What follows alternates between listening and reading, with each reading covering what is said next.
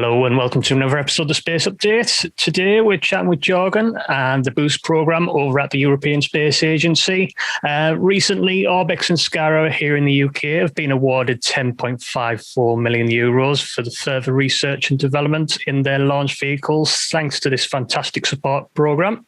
The European Space Agency aims to boost commercial initiatives that offer space transportation services to space, in space, and returning from space. But without further ado, let's jump right into the interview. Thanks, Julio and Jorgen, for joining us from the European Space Agency. Absolutely fantastic to have you on the show. We're talking the ESA Boost Program and everything today. Would you guys just like to give us a brief overview before we jump into the recent funding with Orbex and Skyrora? Yes, sure. So thanks for having us, Ryan. My name is Jorgen. I'm commercial service manager in the Boost program. Joined ESA back in 2016 after spending a number of years in the aerospace and defense industries, primarily back in Norway, where I'm from. In Boost, we will get into the matter, but here I'm one part of my activities is to follow up the contracts that we are setting out with industry, acting as a technical officer and then overseeing the development and the execution of the projects. Fantastic. But the recent award and everything to Orbex and Skyrora, I believe €7.5 million to Orbex and the €3 million to Skyrora. It's absolutely fantastic for the UK space industry because we haven't seen the likes of anything launched from the UK since that good old Black Arrow rocket back in the 70s and everything. So it's a great thing that the European Space Agency is supporting the UK space, actually return to space, because there's a lot of programs that actually do run in the UK and abroad and everything like that in regards to satellites, stuff on the International Space Station, absolutely everything. But in terms of launch providers, there's absolutely nil. But there's a lot of these good startup companies coming along and everything. What small satellites and nano-satellites are we expecting to see possibly launch off the back of this? Obviously, that funding is just to push the companies along and help them get to orbit, essentially. But what can we expect to see on those? Yeah, I think, let's say, good to start with a bit of the background and the motivation for proposing this program and for starting it in the first place. So, as you point out, there is a very interesting momentum in commercial space, and it's been there for some time already. We see more and more companies that are exploiting space assets for the commercial benefit of their business. And also in the recent year, we've seen a large momentum of European private actors, in particular, than now developing their own space transportation services. And building on that, we saw it as the right time at ESA to really start supporting, to provide more dedicated support to such initiatives in order really to spur the innovation that is taking place there and to see whether we can, let's say, what we can do to help them to grow and actually to be successful in establishing their businesses. So in view of that, we proposed back in 2019 for the Ministerial Council when with the ministers at ESA is meeting for a 3-year annual meeting, the Boost program that was conceived by them. And the point here is to encourage these newcomers, the European actors, to propose their space transportation services for support by ESA. What's important to note is that it's a little bit different than a classical ESA frame. So we're not leading the development, putting out requirements. It's a support. So it's the companies themselves that are the design authorities and responsible for commercializing their services. So in view of that, we have not decided to let's say to book certain ESA missions as of today on such new services, it also let's say is vested in the let's say somewhat early stages of these developments. We want to see that they are developing further, maturing, and that we see a certain quality that is being demonstrated by these services. Fantastic, yeah. I know one section of it is supporting the essentially the technological side of it and everything like that. But I've noticed that the Boost program also supports returning to things to Earth as well. Is that in terms of the essentially return space junk back down to Earth, or any crew capsules maybe? Yeah. So again, the program, how this is set up, there's an open call for proposals. And when we receive proposals, we have a number of, let's say, checks, criteria that we evaluate them against. And one of them is that they need to offer an end-to-end space transportation service. It's not limited, as you point out, to launch services, for example, micro-launch services, but they can also be in-space transportation solutions and return from space transportation solutions. And in view of that, when we receive such proposals, and we have, since the open call was published last year, received a number of proposals spanning the let's say the width of those areas or domains in the space transportation domain. And as of today, you have seen maybe the announcements we've done. We are supporting today. We have placed contract with 5 companies. All of them today are developing micro-launch services, and we are in advanced stages of negotiations with further services that are on the other aspect, as I was mentioning, the in-space and the return from space. Yeah. Obviously, one of the criteria that we're looking for as well is it's not just the technical solution. Of course, we evaluate that that there is a sound technical solution that is proposed. It's a strong development program and logic that we can believe in. But another very important aspect of the program is, of course, the commercial aspects of it. That they need to demonstrate that there is a business opportunity that shall not be fully relying on the institutional support. Should the services become available and be ready, then it's not a question for the institutes and ESA to possibly make use of them. But as of today, the services need to be and to demonstrate that they are, let's say, sustainable on their own by private, let's say, in the commercial market.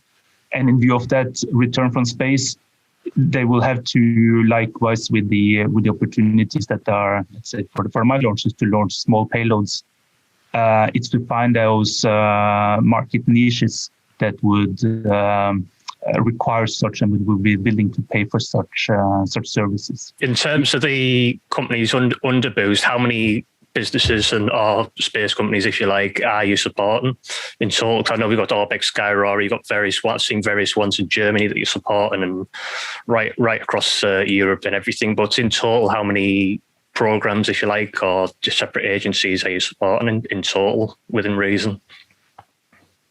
So the Boost program today, since we opened the open call, it's a little more than a year ago. We have received some 18 proposals. As of today, there are 5 contracts that has been placed. These, as you have seen, the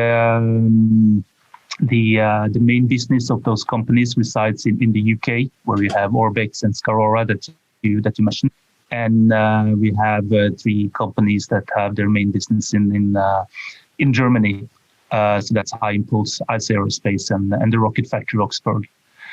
These companies are also, since in the program we have further member states that are subscribing, and there's also subcontractors from other member states of ESA, like in Portugal, that is already associated with some of these companies and are included in our activities.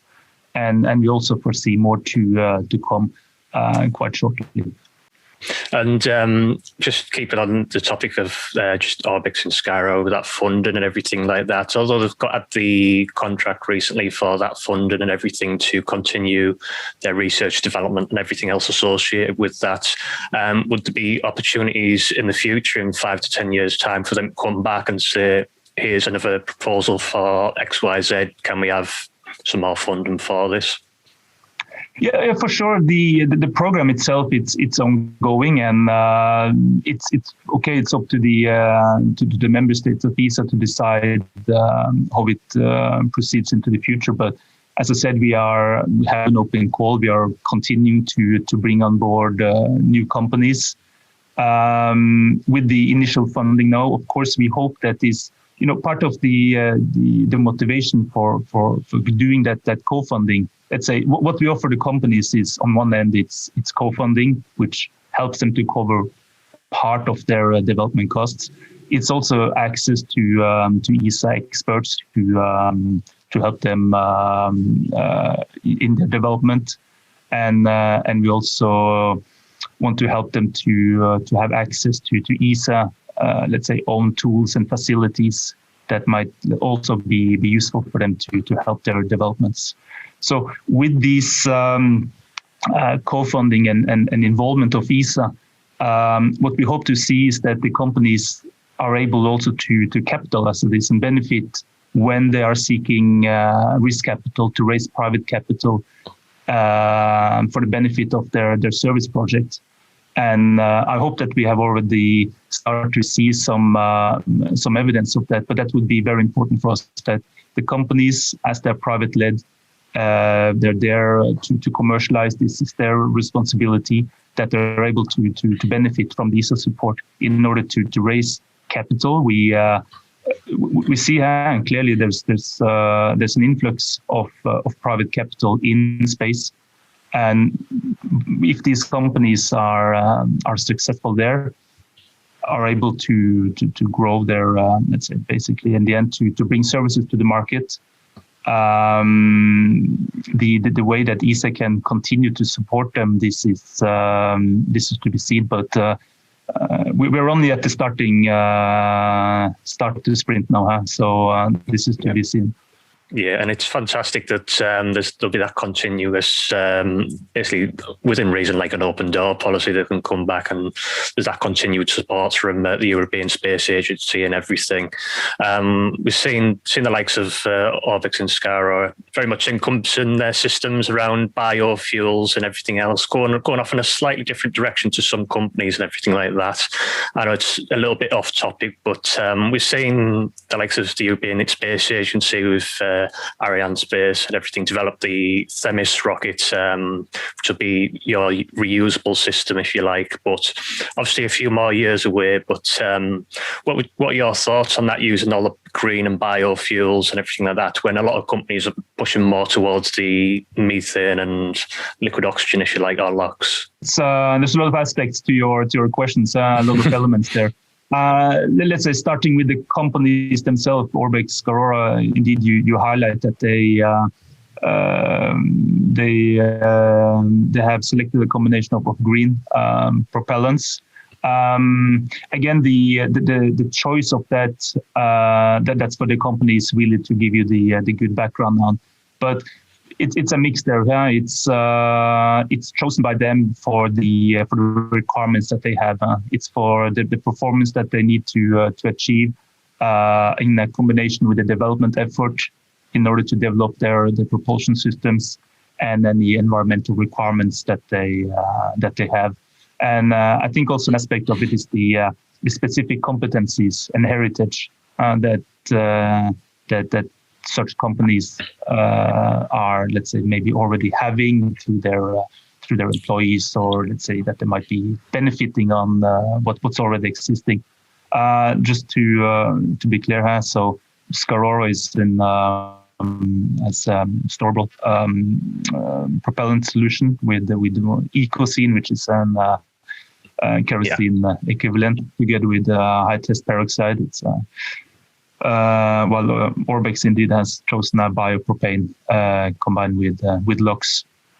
So it's clear how we see in the communication from these companies, they're promoting the environmental friendliness of these solutions, and of course they will benefit. Let's say, try to reap the benefits of that image, and we know that there's let's say the increased presence of space transportation and launches, maybe on continental Europe.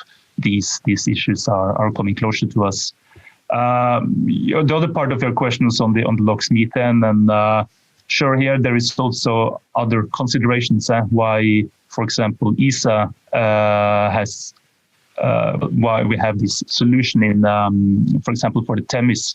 So for those that maybe don't know, the THEMIS, it's a full-scale demonstrator of a reusable core stage or first stage of a rocket that is embarking on the Prometheus.